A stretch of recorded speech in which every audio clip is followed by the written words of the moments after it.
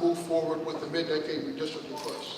But I don't want to harp, but the reality is this is illegal, right? To redraw the lines for partisan reasons is illegal. Yes. Period, full stop.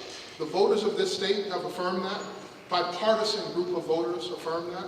This is not something that just Democrats are saying. This is not something that independents or Republicans are saying. The voters of Florida said that we want to rid our system of rigged and gerrymandered maps. And we're simply asking our legislators, our lawmakers, the people who create laws, to follow the law.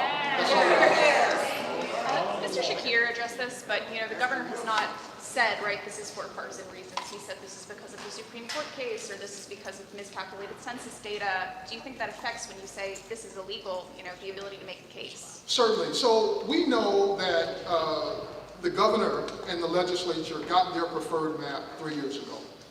That was a map that had massive opposition. It decimated black representation in Congress. It shifted the balance of power in our congressional representation. And it gave Republicans an advantage in our congressional delegation. And so for us to do this 3 years removed from you getting the very thing that you wanted shows us that this is about other motivations. And we know that earlier this year, the President of the United States was in the state of Florida, and he was visiting with the governor, in which he demanded and floated the idea of possibly redrawing our maps. At that time, the governor said he would be open to the idea. And that is when this process is unfolded.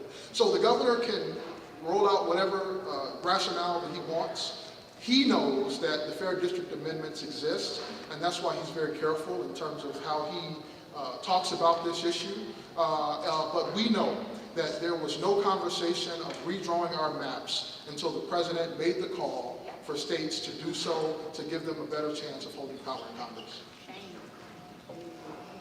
How do you square your positions here in Florida to the push in California, other democratically led states, to do exactly this, to redistrict for their own partisan gain? Yeah, so one thing that I'll say, right, and this is very important, the state of Florida is unique in the sense that we have fair district amendments. We are not the state of California.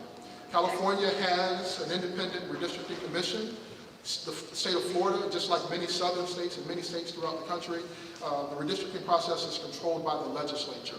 And so that makes us unique, right? What happened in California, at least that was taken to the voters, right?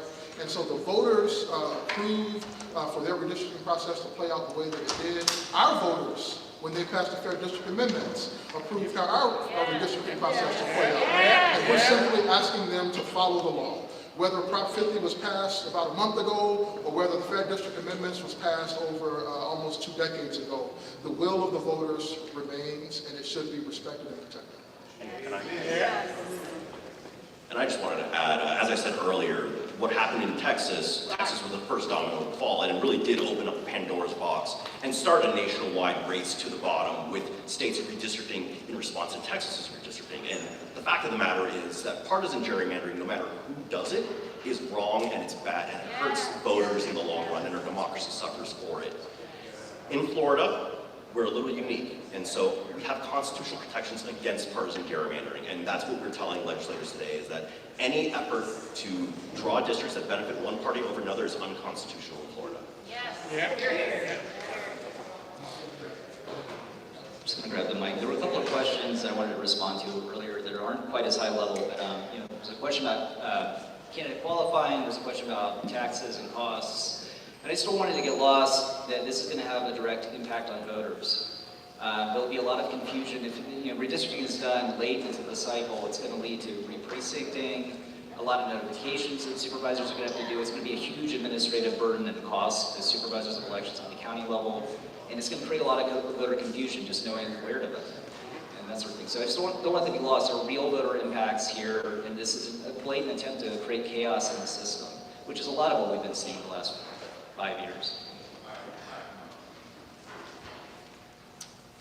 Any other questions? All right, well, thank you all for being here, and we look forward to seeing you all hopefully at the hearing on Thursday. And we ask that you please continue to follow this story and educate voters about the importance of redistricting. Thank you. Thank you.